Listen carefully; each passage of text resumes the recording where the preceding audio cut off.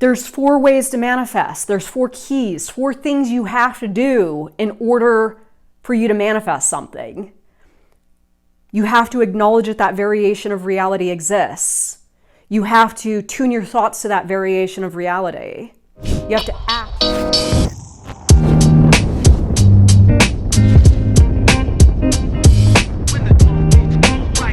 Hello, hello, hello, Transurfer and the Transurfing Curious. My name is Renee Garcia, guys, and this is TransurfingTV. And today on TransurfingTV, I'm going to start a new 3-part series, or maybe 4, depends on what I fancy when I get to the end of it. But this one is going to be on the alternative space. This isn't a topic that I talk about too much, and even in the transurfing community, it's kind of like this one that just sort of falls into the background, because it's one of these concepts that I think a lot of us may take for granted. I will speak for myself, personally, from my personal experience.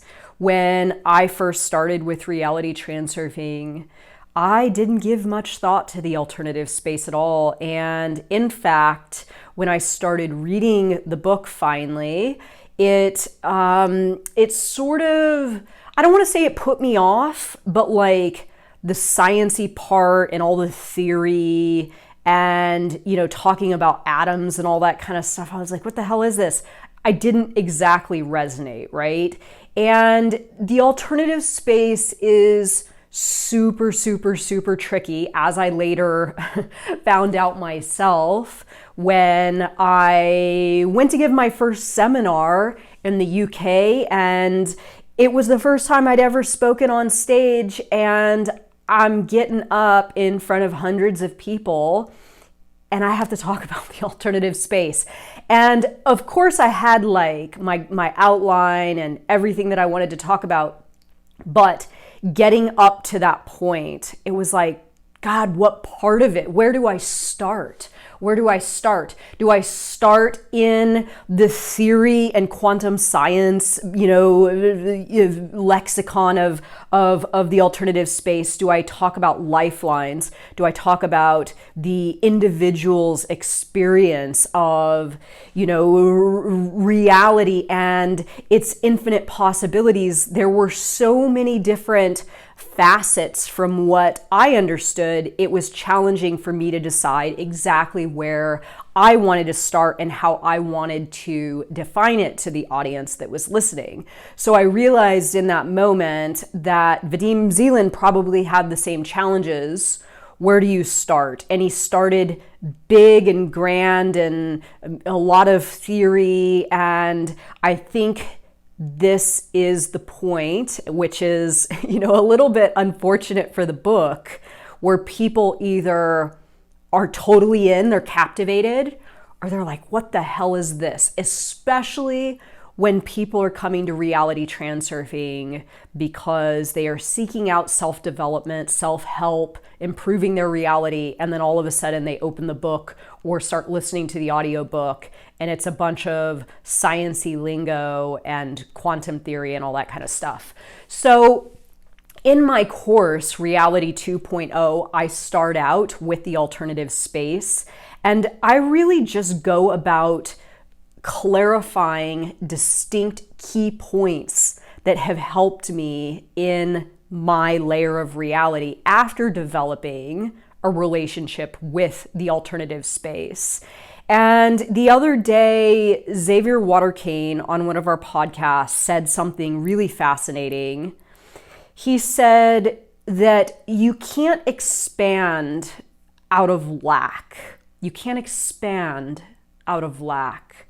And what he was saying was, if you want something more, right? If you want more money, if you want a life filled with more adventure and an abundance of just all the things you want as a human being, if you're feeling as though you're lacking in your layer of reality. Why don't I have money? Why don't I have that romantic partner that I want? Why don't I have the dream profession? Why don't I have this? Why don't I have that? You are not going to expand into the things that you want out of this place of lack. And that really got me to think about this statement in regards to the alternative space, which is inspiring this video today. I thought to myself, okay, so if you don't expand out of lack, then what do you expand into, right? What do you expand into out of? And how can you start getting more of what you want today by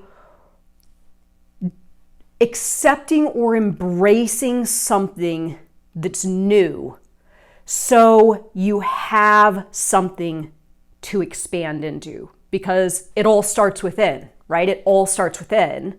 And I arrived to really embracing and sort of unfolding yourself into the alternative space, which then allows you, because what happens with our mindset as we go through the years and we age and, you know, we have our life experiences and all the things that happen to us and our thoughts and our, you know, our beliefs and all the different things that we buy into as human beings.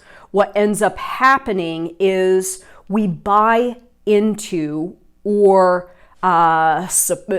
continue to support at a very high level a theory that we have created about ourselves, about our reality, about our life.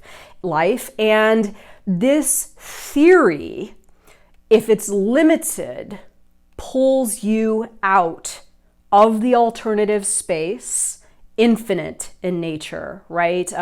Contains every possibility that we could possibly imagine. The foremost and fundamental quality of the alternative space is, you know, the fact that there's an infinite number of variations available to us. But when we become steadfast in one variation, one theory, one choice, one perspective, this tunes us into this sector of reality where this is all we see, this is all we support, this is all we believe in, even if it's negative, and it turns us away from the alternative space, where more of what we want exists, where we have access to more, to better choices, to higher variations, to higher lifelines, where there are an infinite number of doors, opportunities, all this kind of stuff.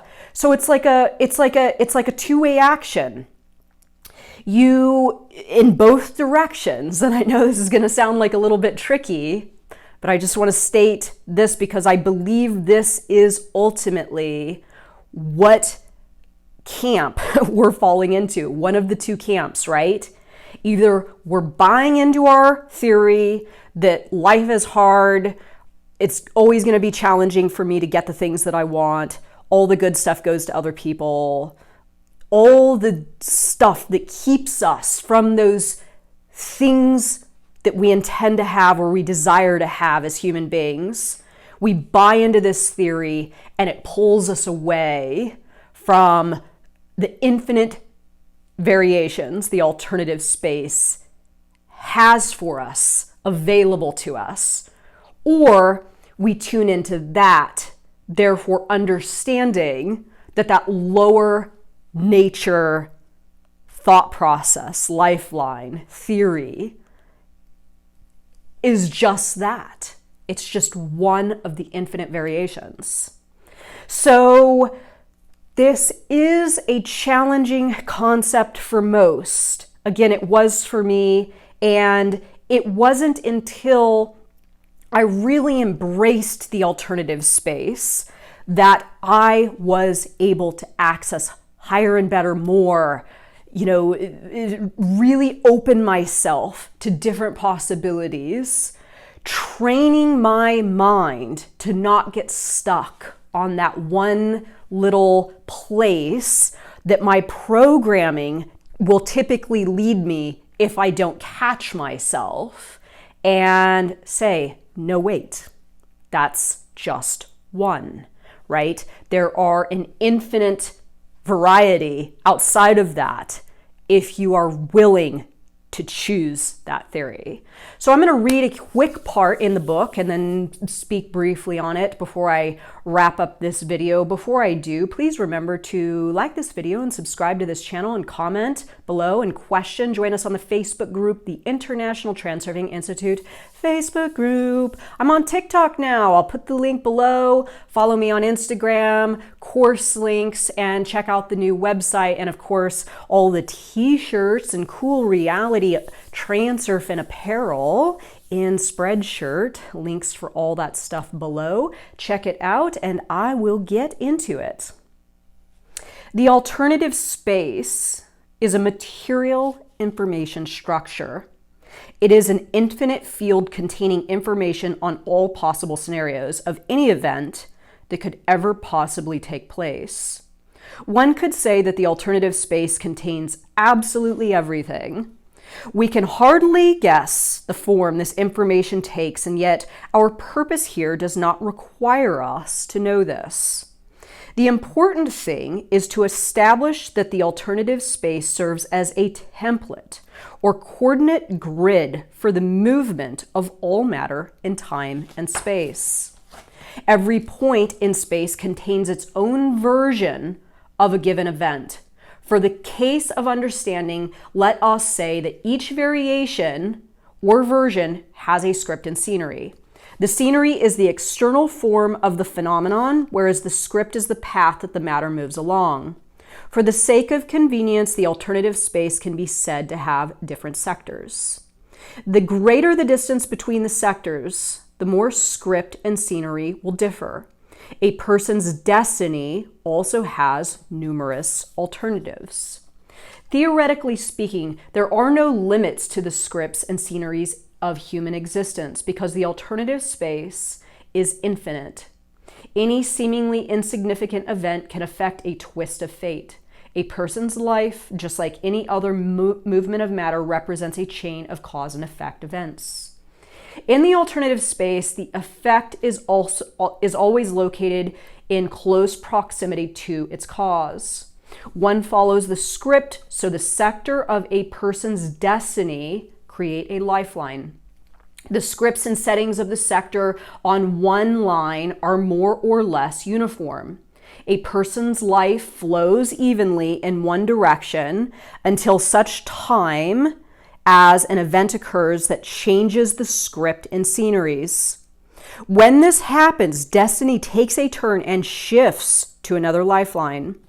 Experiencing lifelines placed very close together is like watching a play and then the next day going to the theater again to see the same play, but this time the stage scenery is different. If during the next theater season you saw the play with the same actors, but there had been significant changes to the script, this would be like experiencing a lifeline situated slightly further away in the alternative space. Finally, if you watched the same production in a different theater, you would see a totally different interpretation of the play, and this would be like experiencing a lifeline that exists a significant distance from the first.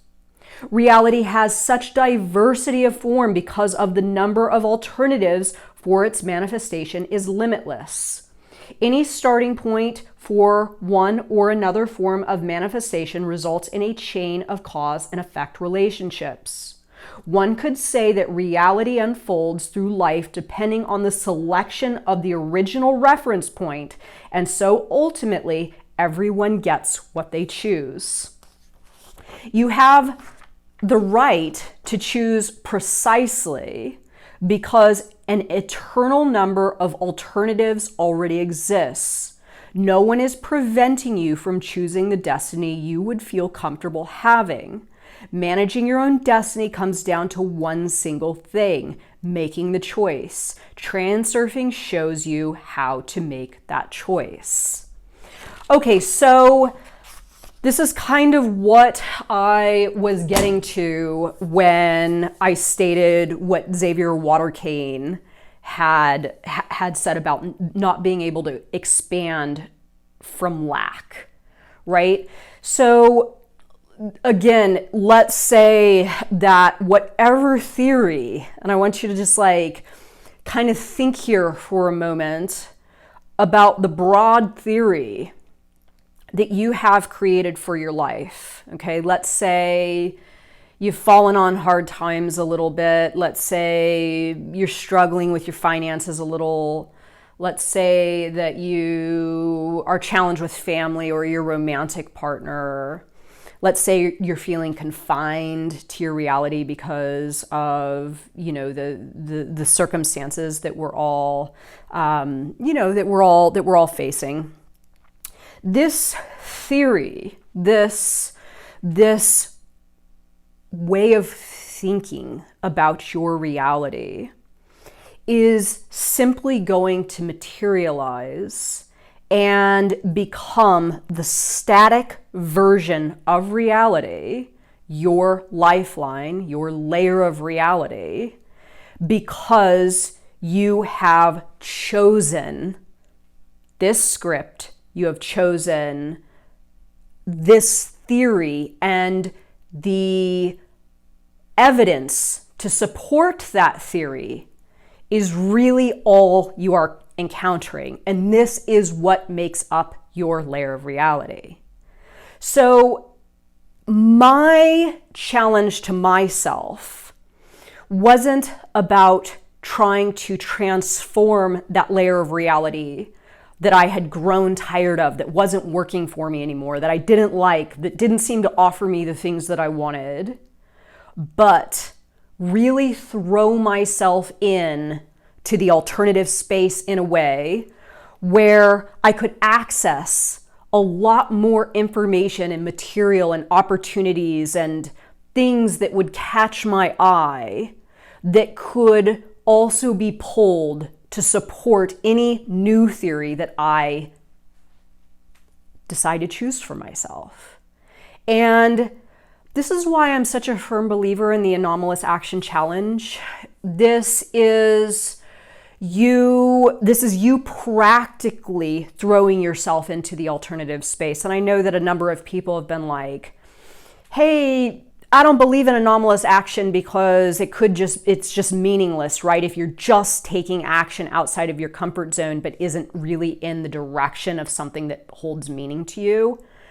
And I can see this perspective, but the one thing that anomalous action absolutely does do is it improves your cognitive flexibility to the extent that you can start to perceive other lifelines, other sectors of reality, other options, other variations. And again, once you can do this, it's like you tune in to those other variations, and in tuning into these other variations, again, it's like a dual action. You're tuning into these other variations, therefore your reality is showing you evidence to support these new theories that you're being presented with. And at the same time, you're tuning out of that old theory, that old variation that is no longer serving you or your intentions, or, not offering what it is that you want. So the alternative space and having a firm relationship with the alternative space is invaluable. You're like I say when I speak of manifestation, there's 4 ways to manifest. There's 4 keys, 4 things you have to do in order for you to manifest something. You have to acknowledge that variation of reality exists. You have to tune your thoughts to that variation of reality. You have to act towards that variation of reality or in line with that variation of reality. And your frequency has to match up with that variation of reality. This is the only way you're going to get more of what it is that you want. When you open yourself up to the alternative space, you're going after those 4 attributes of manifestation. You are seeing and accepting and acknowledging, oh yes, there is that version of reality because there's infinite, right? Then you start thinking more about that version of reality and in line with that version of reality because you have acknowledged that that is a version, an option available to you. Then once you see that, if you're ready to do it, if you're ready, willing, and able, you will start acting in the direction of that version of reality.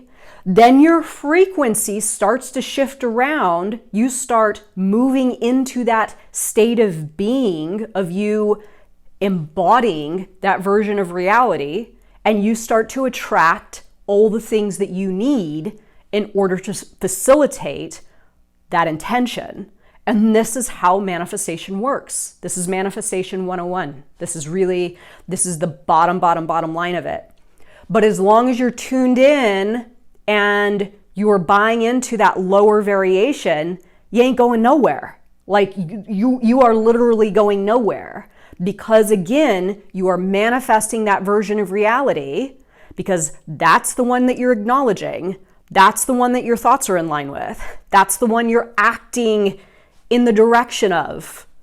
And that's the one that you're resonating with. So opening yourself up to the alternative space is absolutely key.